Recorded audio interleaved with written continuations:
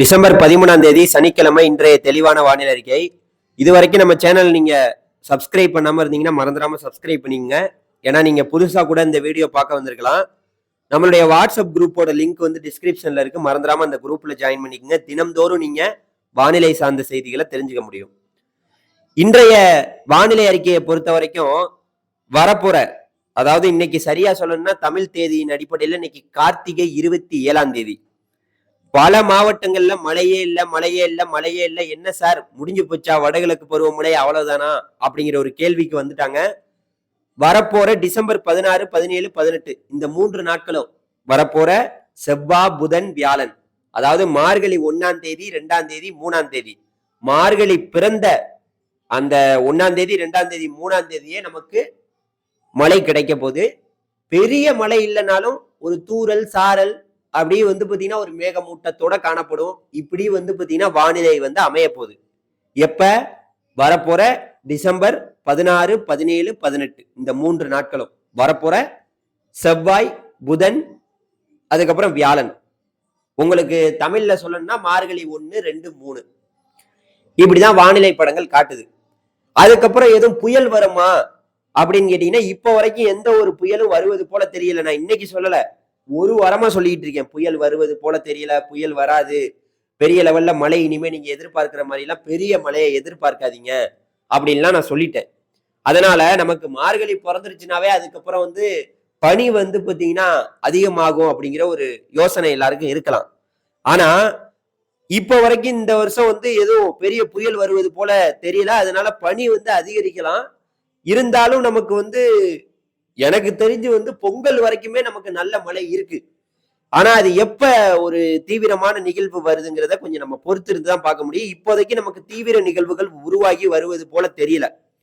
ஏன்னா உங்க எல்லாருக்குமே சொல்லணும்னா நம்ம தமிழ்நாட்டுல எப்படி மழை பெய்யுதுன்னு நீங்க நினைக்கிறீங்க? ஒரு காற்று சுழற்சியோ இல்ல காற்றழுத்த தாழ்வு பகுதியோ இல்ல காற்றழுத்த தாழ்வு மண்டலமோ இல்லாட்டி ஆழ்ந்த காற்றழுத்த தாழ்வு மண்டலமோ இல்லாட்டி புயலோ இல்ல தீவிர புயலோ ஏதோ ஒண்ணு நெருக்கத்துல வரும்போதுதான் மழை பெய்யுது. சாதாரணமெல்லாம் நமக்கு மழை கிடைக்கிறதே இல்ல. சரியா? அதனால இந்த வருஷம் வந்து பாத்தீங்கன்னா வடகிழக்கு பருவமழை என்பது நமக்கு எப்படி வந்து பாத்தீங்கன்னா அமைய போகுதுங்கிறது இன்னும் கொஞ்சம் நாட்கள் தான் இருக்குது. டிசம்பர் மாசம் எப்படியும் பொங்கல் வரைக்கும் மழை இருக்கும்.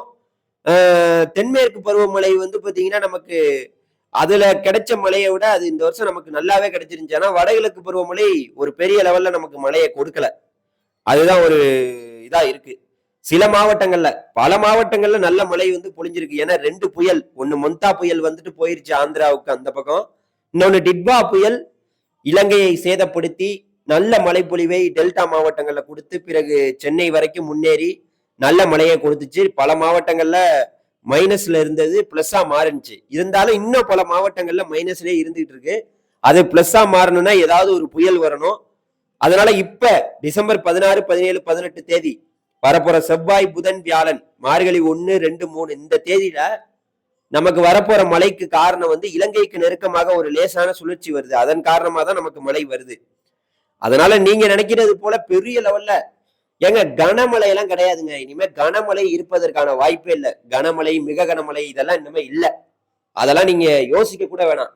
தொடர்ந்து மழை பெய்யும் பாத்தீங்களா? கனமழை, மிக கனமழை, இந்த குளமெல்லாம் ஒரே நாள்ல உங்க ஊர்ல ஏரி குளமெல்லாம் ஒரே நாள்ல நிரம்பும் பாத்தீங்களா? அந்த மாதிரி மழைக்கு இனிமே நமக்கு வாய்ப்பே இல்லை. அதனால பெருசா நீங்க யோசிக்க வேணாம்.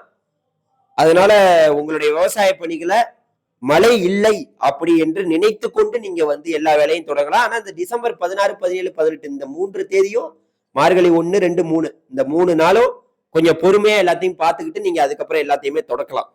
ஏன்னா இந்த 3 நாள் நமக்கு மழை கண்டிப்பாக வந்து பாத்தீங்கன்னா ஒரு தூறல், சாரல், ஒரு மேகமூட்டமாவது காணப்படும்.